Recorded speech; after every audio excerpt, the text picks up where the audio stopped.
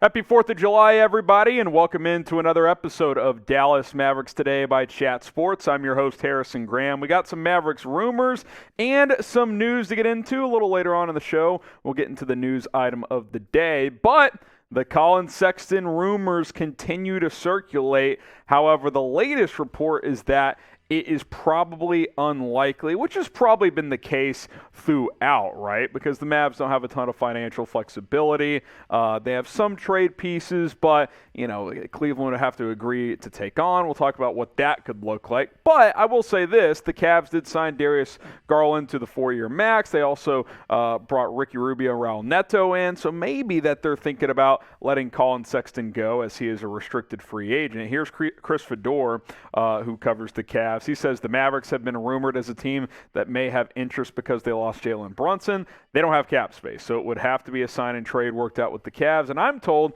the Cavs are not attracted to any of the pieces Dallas would be willing to send back to them in a potential sign and trade. Now, we've talked about this quite a bit in terms of Sexton and how he'd be an ideal replacement for Brunson because really, they're pretty similar, and to be honest, before this past year, I think pretty much everybody in the NBA would actually say Sexton's the better player than Jalen Brunson. I think that would probably get more split results across the league now, but a 20-point scorer in his career, the last full season we saw from him was an efficient 24-point scorer. He can shoot the three. Doesn't do a ton of creating for others, but can do a little bit of that as well. I still think he's the perfect replacement. If you could find a way to get him to Dallas without, giving up too much, like I might be willing to move a Tim Hardaway Jr. to do it, but even so, you didn't have THJ in the playoffs anyway, right? That means you would have replaced Brunson with Sexton. You would have added Christian Wood and JaVale McGee to improve the front court. You're a better team than you were last year on paper. I don't think there's any doubt about that if you were to get a guy like Sexton. Here's my trade idea, and I think this first one, I got a couple of them here. This first one is assuming the Cavs don't want to pay Sexton a healthy price, north of $15 million per year, and they're saying, you know what, we don't want to bring him back anyway. We'll take something like a Davis Bertans contract. We'll absorb that. Josh Green, who was a first-round pick a couple of years ago and showed some promise last year, and then a first-round pick as well, right? I think you'd have to throw in a first in this scenario. Or you could go this route, Tim Hardaway Jr. To Cleveland and a first straight up for Collin Sexton. I think I would do either of these trades. This one's probably more appealing to Cleveland, who's kind of trying to start to win right now. I think Hardaway could help them do that better than Bertans and Green, but in both scenarios, you'd get a first-round pick for Collin Sexton, and if the Cavs are, not convinced in bringing him back, then I think that would at least be somewhat appealing for Cleveland. Now, would you want to sign Collin Sexton or even do a sign and trade for him? I absolutely would. Type S for sign, type P for pass. I would be a huge fan if this trade or if any of those sign and trades went down personally.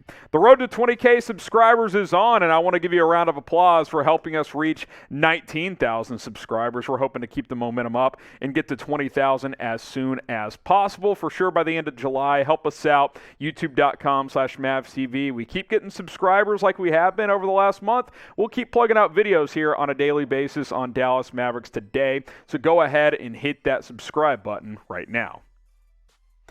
All right, as we continue to press along here, that's the latest on Collin Sexton. How about TJ Warren? Could he be a guy that the Mavericks go out and target? Let's talk about the free agent wing, who has not played hardly at all the past couple of years, but before he dealt with recent injuries, this guy was a straight-up bucket, especially in the 2020 bubble, but really that's a 3 or 4 season sample size there that you're seeing on your screen of 19 points per game in efficient points, right? Over 50% from the field, over 37% from three. When healthy, a decent defender as well. Now, maybe that isn't quite going to be what you would like it to be because he's missed the past couple of years, but a guy that can come on off the bench as a wing and score for you, I think that's the type of player that could really help this team right now. I think he's the best wing scorer left on the market.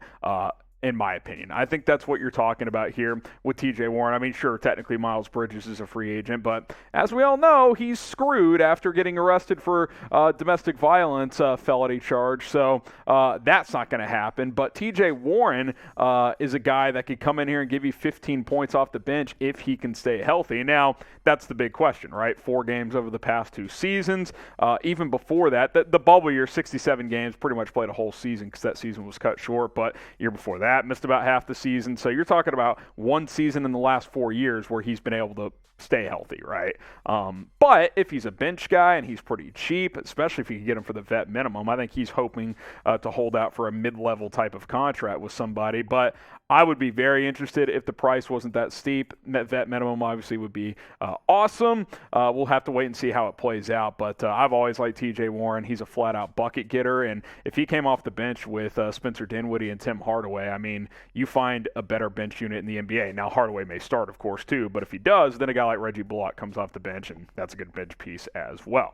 Would you take a flyer on TJ Warren? Type F for flyer, type N for nah. I would, man. I would, because I don't think he's going to cost that much. And, yeah, there's risk, but the reward could potentially be very, very nice. So I would take a flyer on him. Let me know what you guys think down below.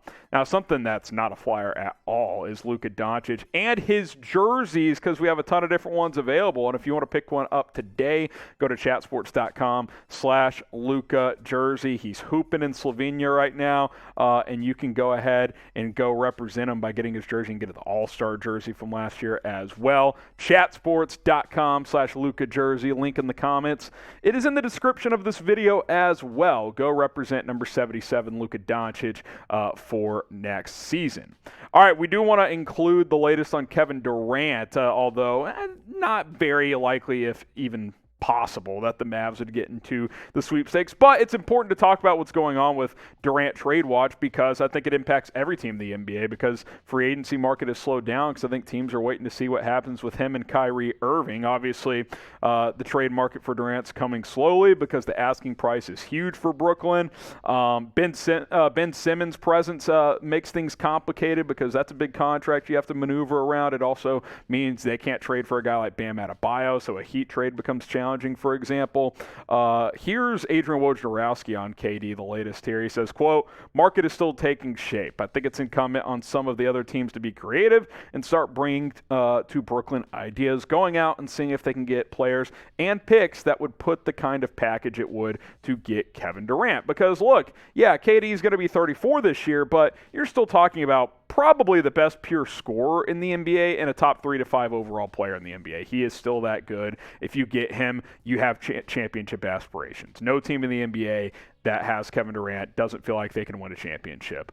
That's why Brooklyn went out and got him and Kyrie, because they felt like they could win titles with him. That has not worked out, and that is why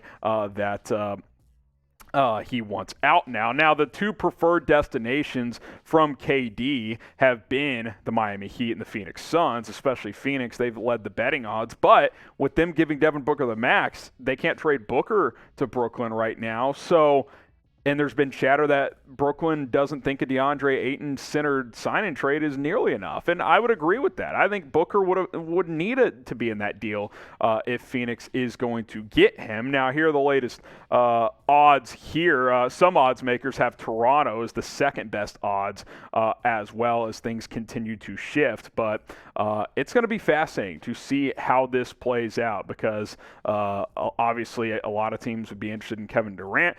I'm interested. I'd love the Mavericks to get him. They just don't have the ammunition. I mean, there's just no way that they're going to be able to get him. But when he gets traded, you could see more domino effect type of moves across the NBA happen. Maybe the Mavericks could get involved in some of those. Obviously, there's been conflicting reports on whether or not they are interested in Kyrie Irving. Who will trade for Kevin Durant? Take a guess. What do you guys think on this one? I'm going to throw a dart here. I'm going to say the Toronto Raptors end up with Kevin Durant, which would be very, very fascinating, as they had Kawhi a few years ago, and now they would get KD. Let me know what you guys think. Take a guess who's going to end up with Kevin Durant.